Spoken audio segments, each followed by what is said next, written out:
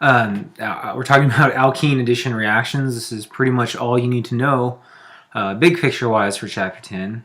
I also just want to kind of point out that these addition reactions, these are exothermic reactions. So the first one that we're going to talk about is, I don't know why it always tries to start off with hydration. Hydrohalogenation. So let's go ahead and just break that down there. So halogenation, usually talking about a halogen, chlorine, bromine, really just those two. You may work with iodine, or you may see fluorine, but these two are kind of exceptions. I'm not even going to bother. Yeah, okay, I'll leave it there. But anyways, the hydro meaning a hydrogen. So we're adding these two here. Now I'm just going to go ahead and draw the overall reaction here. So the overall big picture type of stuff here that we're working with this reaction is an alkene. Remember that those are reactive. Those pi bonds are reactive. And it's going to go through some type of a reaction to give us, and I'll go ahead and draw it like this. This pen is really difficult to draw cyclic molecules on, but we're going to have a hydrogen attached to it in some type of a halogen. I'm just going to draw it like that as X. And that's, so this, I guess, since that's the overall reaction, let's go ahead and dig a little bit deeper into the mechanisms of it. So, blue. So, we have ourselves a alkene of some kind. Alkene. And I'm just going to draw, I'll just say, I'll just draw it like this, some generic monoprotic acid there. So I'll use green to show the electron pushing arrows. Pi bonds being electron dense can react in the same context that, not in the same context, but in a similar context to what you would see with lone pairs. So it comes in here, this goes there. What have we formed in the process of doing that? Arrow there.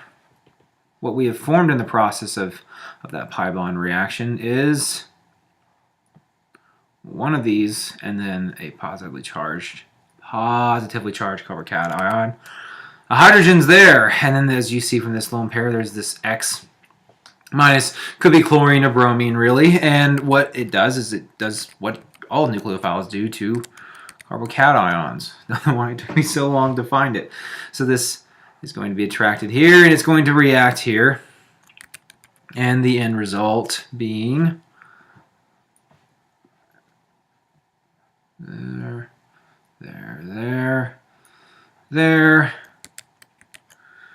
H and an X, which is what we had over here.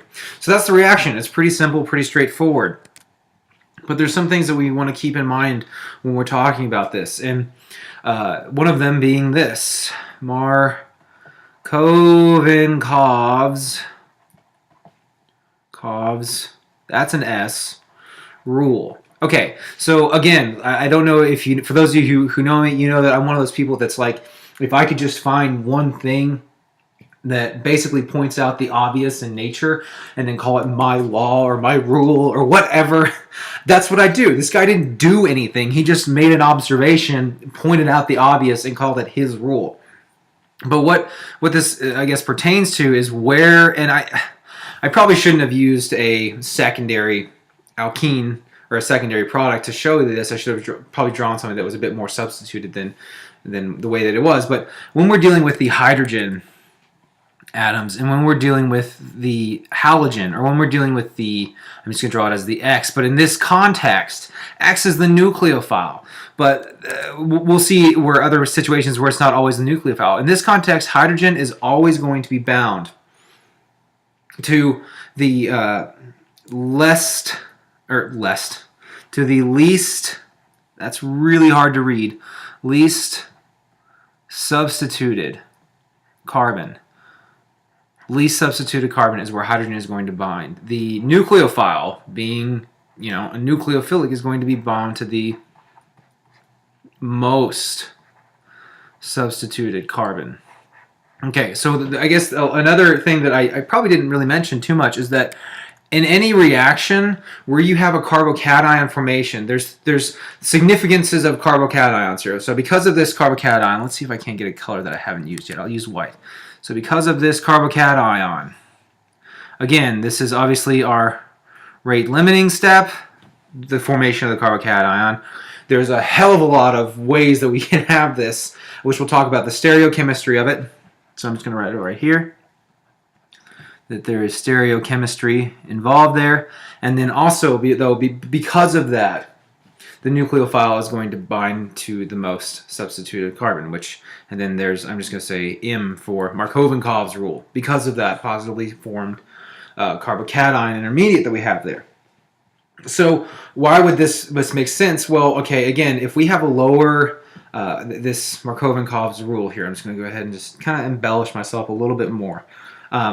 So talking about why this makes sense in case it didn't already. So a more stable carbocation means that we have a lower energy barrier to get over, a lower activation energy, and what that means is we have not only more stable, but a faster reaction, because this is the rate limiting step. Okay, so before we I guess talk about something else, I just want to point out one last thing about this, that the nucleophile attack is fast, but the implications, because we have that carbocation, that positive reaction intermediate there, because of this, a consequence of Markovnikov's rule, stereochemistry of this, and I'll explain this, what I mean by this right now, is we can have syn or anti-geometry. In this context, we have both. For hydrohalogenation is both. Both. Why? Because of that carbocation formation. Both syn and anti. I'll go ahead and draw it in green. What I mean whenever I say the words syn. Syn meaning the same. So when we talked about, I shouldn't have used it as a simplistic alkene. They're both on the same side. So you have your, I'll switch to white. You have your hydrogen there, and then you have your chlorine or bromine on the same side. It could be both dashes, or it could be both wedges, whatever. Anti, though, means that they are opposite configuration. So let's go back to green. We have this here. This here. One of these is a dash. One of these is a wedge. One of these is a hydrogen that we added. The other is a chlorine, or vice versa. And so I guess the consequences of this is that because of that carbocation, there are so many possibilities of things that we could have happening here. So because of this, we actually are going to end up with, obviously you're going to have enantiomers, but we're going to have a total of 4, 2 enantiomers, yeah, but 4 possible slash mixture. Obviously, it's going to be a mixture, but 4 possible possible products of stereoisomers. We're obviously going to have cis and trans, and we're also going to have a pair of, I'm just going to say E, enantiomers. And I'm just going to go ahead and draw this down here, that these both of these, especially when you're dealing with the anti configuration, comes in the form of enantiomers. So for the syn, let's go right here, we have cis, anti, trans, and that's, I guess, the point that I'm trying to drive home with that is that it's because of the, we'll go ahead and say for both of these, we're going to get 2 cis and 2 trans. Because of that carbocation intermediate, we have so much things that can happen, and it's kind of frustrating. Okay, so the next step is hydration. Doing this again. This is an alkene addition reaction. Hydration, well, what is hydration? We're adding H2O, adding water to it, right? So we start off with, this is our overall reaction, and we'll go into the steps and the details later. We start off with an alkene, and our end result, our big picture type of a thing that we've got going on here is, and I'll switch to white, just to drive home this point, is a hydrogen and an OH attached to it.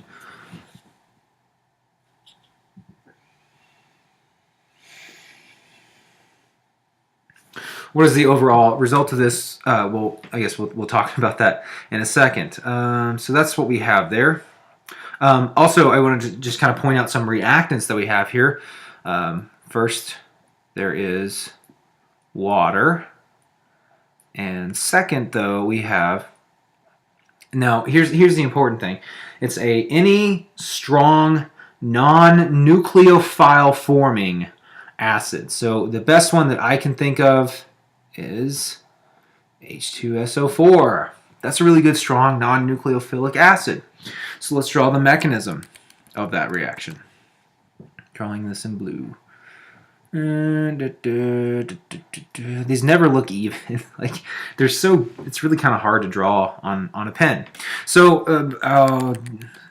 acid reactions are happening in red. So H2SO4 in water. Okay. What do acids do when we put them in water?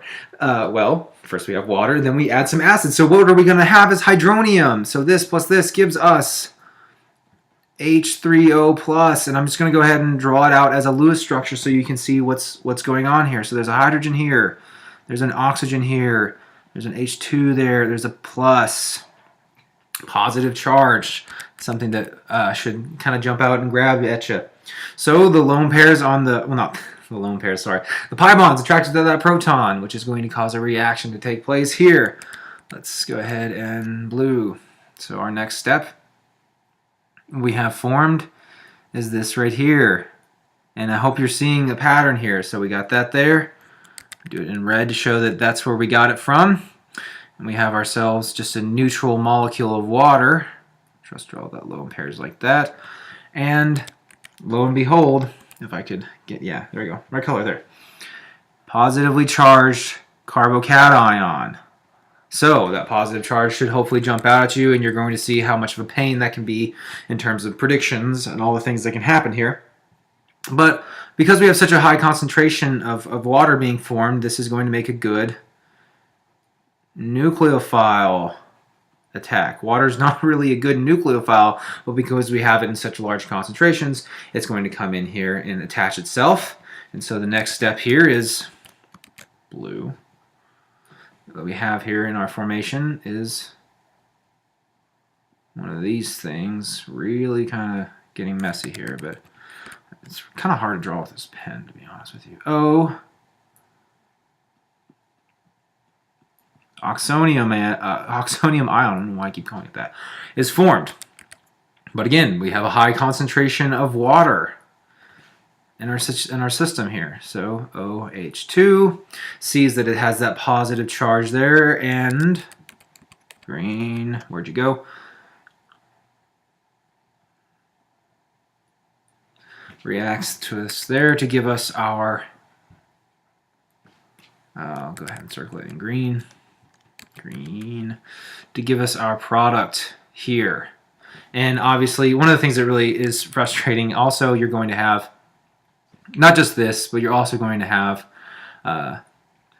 H2O reacting with H3O plus, and a little bit of this, but it's such small concentrations we don't care about. We don't care about this reaction because it's reversible, but what we do care about is the fact that we've gone from an alkene and we've formed ourselves an alcohol from that process.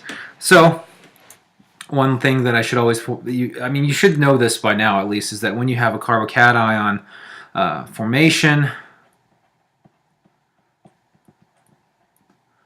formation is always going to be your rate limiting step, because that's really hard to do. All right, so I'm going to clear this, and then we're going to talk about, I guess, some of the stereochemistry behind this. So this also kind of applies to Markov-Cobb's rule. So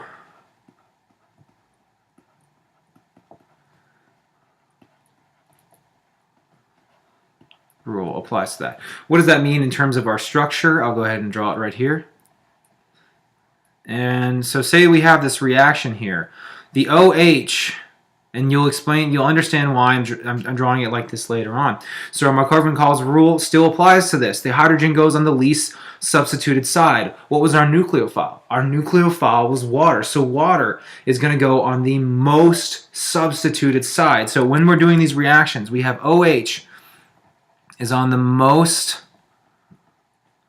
substituted side, and the most substituted carbon atom. I don't know why I said side. Most substituted carbon atom. That's going to be really important when we talk about another type of reaction later on. So it follows Markov-Cauls rule. Hopefully I'm spelling and saying that right. I don't know Russian.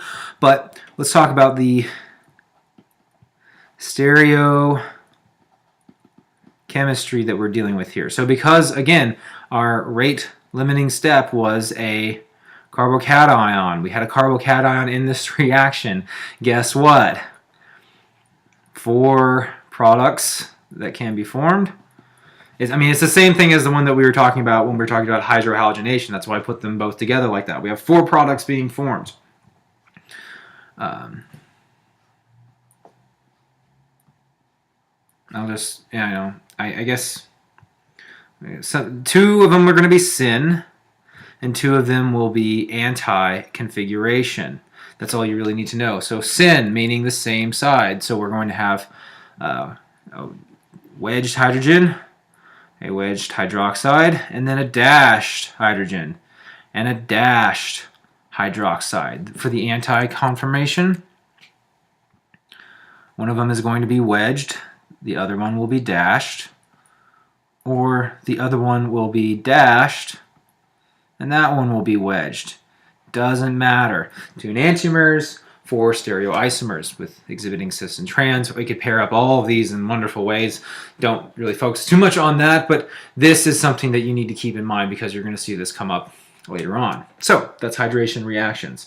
What both hydrohalogenation and hydration reactions involve is, 1, they follow Markov-Cauls rule, and 2, the rate limiting step is a carbocation, which makes things kind of frustrating later on. And don't forget about shifts, because that will come up. So let's talk about something